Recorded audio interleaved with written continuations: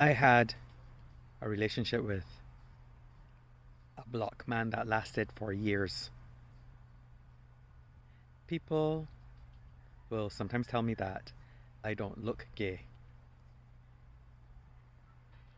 What does that mean? Anybody can be gay. I understand that people associate gayness in men with effeminacy, but this only serves to perpetuate homophobia because people will then target men that are effeminate. And not all effeminate men are gay. So it also then just facilitates deceit and performative masculinity, because if you know what not being gay looks like, then you can just easily perform it, and so then to other people's eyes you're no longer gay. I'm saying this though to say that I am also infected to a certain degree by this tendency towards stereotypes, so that I did not see this black man as a gay man because gay men aren't rough and masculine and drinkers of cases of Guinness and smokers of a million blunts, right? I'm going to take you back to my childhood. I need to give you some context. This occurred during my teenage years, late teens, and at that time, during the summer vacations, I would be outside with my marl shoes on, meaning that my feet would be covered in marl because I'd be barefoot. I'd be playing road tennis. I had a friend whose father had many cows, and so I'd be running around behind them, getting into fights with dried cow patties, and flying kites, especially around Easter time when the wind would pick up in Barbados. Anyway, so all of this stuff, right? Running around. But I remember that there was this one guy who used to stare at me real nasty, right? Sometimes he'd be in those rectangular shades, which make everybody look angry. And he used to hang out with this other guy. And the two of them were just gorgeous. I mean, you know the type. Like, really dark skin, and they looked like they were made in a factory, that they just came off a conveyor belt. They were just bam, bam, bam, bam, bam. The abs, the chest, the just beautiful guys. But I was soft, and so I used to get harassed a bit at this time. But also, just the angry stares weren't unusual to me, right? So that's what I thought this was. Until one night, I was washing my mother's car, right? And I was wearing this really slutty short pants. I remember it to this day. I don't know if it was Adidas because it had like the 3 or 4 stripes on either side, but it was made out of soft material. So it used to cling to me, and it was short and it was tight and I was shirtless. And I'm washing this car, and this guy appears at the gate. And he's just standing there staring at me. Just standing and staring. And I'm a little bit afraid. I don't understand what's happening. I continue washing the car. I stop to look up at him, continue washing the car. And then finally, I say to him, "What do you want?" And he looks at me and he says to me, "You know what I want." You know what I want. And immediately I did. And so I held his hand and I took him inside. Now,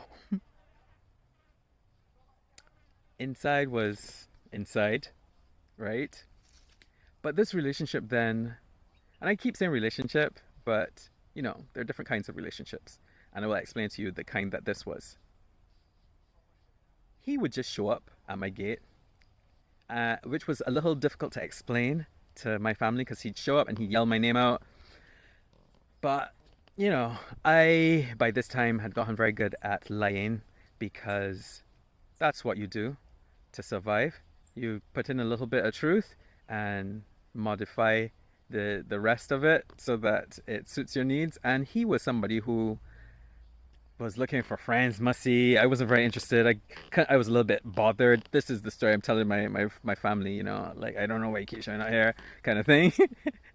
Meanwhile, no one would notice that I had gone missing. I would go with him to a forested area close by, and I'd be terrified, but he was the strong one, right? Sometimes he would give me a jockey and we would go down. There was actually a road, but it was a dead end road, so the grass had grown onto it, and at the end of this road then it would give way to cuscus grass and just an expanse of wilderness, river tamarind trees, scarlet gourd vines, and he would take off his jacket and put it on the ground for me to lie on. And we'd meet up like this, maybe once a week. What I really liked about him, though, is his fearlessness, because I think that lots of men, they create fear that isn't based on reality, which makes them paranoid. Like, even on Grindr, before I left, sometimes I wouldn't want to be on the app because it's very tempting to stay on it. It's addictive. You get a lot of attention and it gives you hope. And so I'd go on and I'd give myself a limit, like a day. And so whoever I'm talking to, I'd say, hey, this is my WhatsApp number, contact me.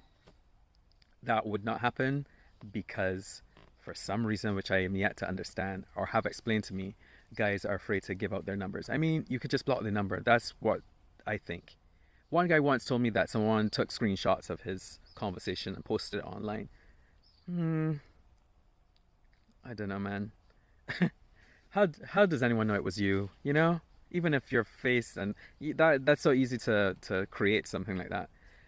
So he wasn't that. He didn't have this paranoia, which made him extremely attractive. There was a tacit understanding, of course, that we wouldn't speak to each other in public.